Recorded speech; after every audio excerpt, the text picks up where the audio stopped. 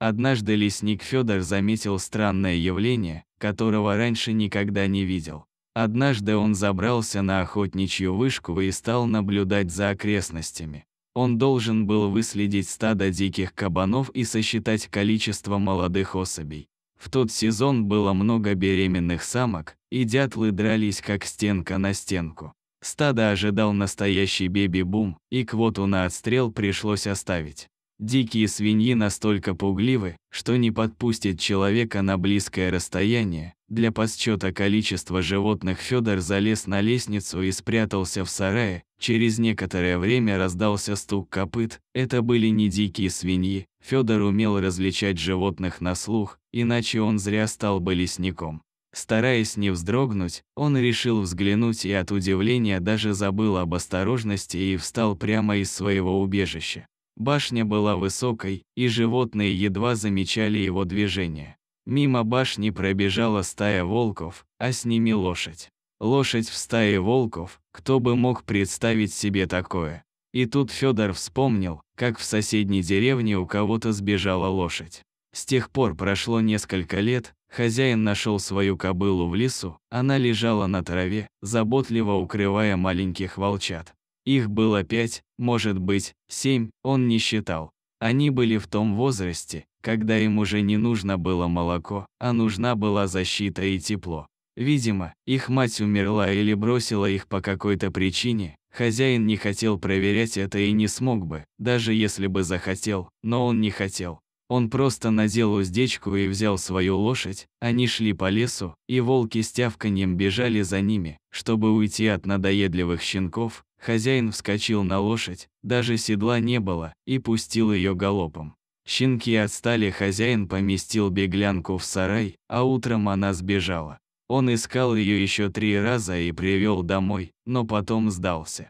Она хочет жить в лесу, пусть живет, когда наступит зима, она вернется сама, а если не вернется, то пойдет кормить своих щенков. Лошадь не вернулась и не пошла кормиться, как ей удалось пережить зиму и лес одному Богу известно, но ясно, что она присоединилась к стае волков. Кажется, что оно не просто присоединилось к нему, а создало его. Что это было нарушение законов природы, лошадь в стае волков или волки в стае, но когда хозяин забывал свою лошадь, многие видели это странное сообщество или симбиоз животных. Охотилась ли лошадь? Это остается загадкой, но маловероятно, что 7 волков стали вегетарианцами по примеру приемной матери лошади.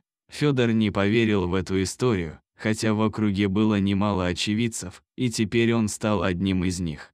Хотите верьте, хотите нет, но мимо него на полном скаку пронеслось стадо или отара. Федор жалел только об одном, что не взял с собой телефон или фотоаппарат, ведь только он мог бы запечатлеть реальное доказательство этого странного союза. Плотник наблюдал за ними уже некоторое время, но никогда не видел такого странного стада. Охотничьи вышки были не везде, и Федору приходилось лазить по деревьям, чтобы выследить лошадь и волков, но все равно это было так. Прошел год с тех пор, как он впервые увидел их.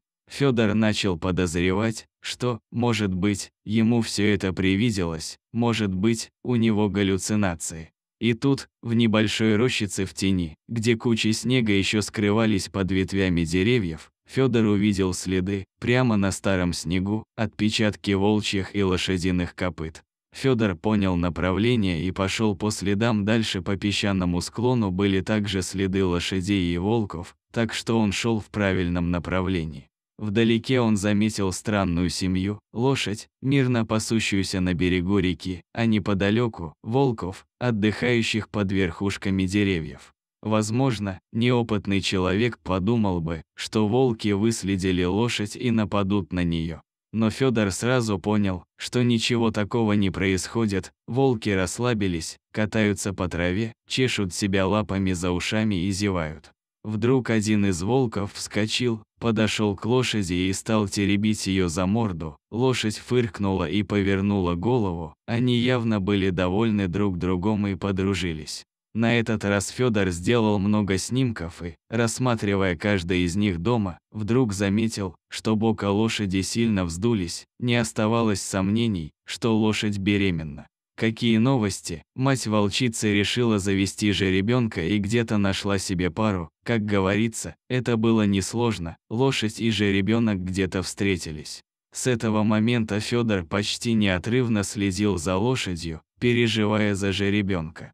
Лошадь была лошадью, но волки не проявили свой охотничий инстинкт и не съели малыша. Однажды Федор немного опоздал, ведь у лесника была работа, а не просто присмотр за сбежавшей лошадью. Еще издалека он услышал какие-то странные хрипы и стоны, он понял, что лошадь рожает и почувствовал неладное, но лесник все еще боялся волков, они были дикими и хищными. Федор поспешно залез на дерево и увидел странную картину. Лошадь лежала на боку, ее бока и ноги поднимались, она действительно рожала, но жеребенок не выходил. По рассказам, лошадь была не молода, и тогда волки подошли и стали помогать вытаскивать жеребенка, опираясь на лапы и теня. Наконец жеребенок вырвался на свободу, лошадь вздохнула и замерла. Федор не обращал внимания на жеребенка, он гораздо больше беспокоился о нем, лишь бы волки его не съели. Но серые хищники, воспитанные лошадью, стали вылизывать жеребенка, видимо, принимая его за своего. Через час он должен был встать на ноги и уже бежать с матерью на своих тонких ножках. Федору больше нечего было здесь делать, и он решил оставить эту более чем странную семью в покое. Плотник спустился с дерева и пошел домой, а вечером услышал какой-то шум на пороге своего дома. Открыв дверь, Федор испугался. Повсюду были волки, а за углом испуганно выглядывал маленький пушистый жеребенок на тонких ножках. Лошади нигде не было видно. Жеребенок был такого же цвета, как и его мать, только это был мальчик. Ребенок сделал шаг к мужчине и осторожно вытянул шею. Жеребенок сделал еще один шаг к рейнджеру и вдруг прижался к нему. Волки, несомненно, уловили его запах за те дни, что он следовал за странной семьей, и не было другого объяснения, почему они привели жеребенка к рейнджеру. Федор решил, что с ней случилось что-то плохое, волки не могли выхаживать жеребенка, ему нужно было молоко, поэтому они приняли единственно верное решение – отнести жеребенка к людям.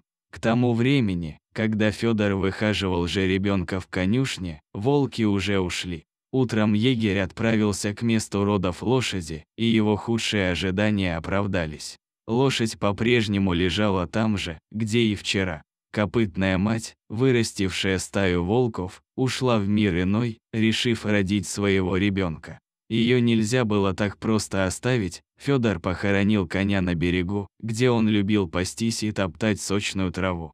Теперь его заботой было вырастить лошадь. Жеребенок рос быстрыми шагами и на следующий год стал прекрасной молодой лошадью.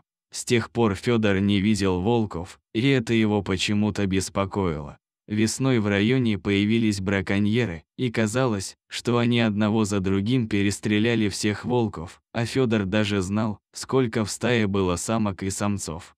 Ему так и не удалось приблизиться к ним. Однажды, объезжая на лошади окрестности, Федор почувствовал, что жеребец тянет его вправо, даже останавливаясь и спотыкаясь, лесник решил довериться коню. Дорогие друзья, если вам понравилось видео, поставьте лайк, а также подписывайтесь на канал, где найдете еще много интересного.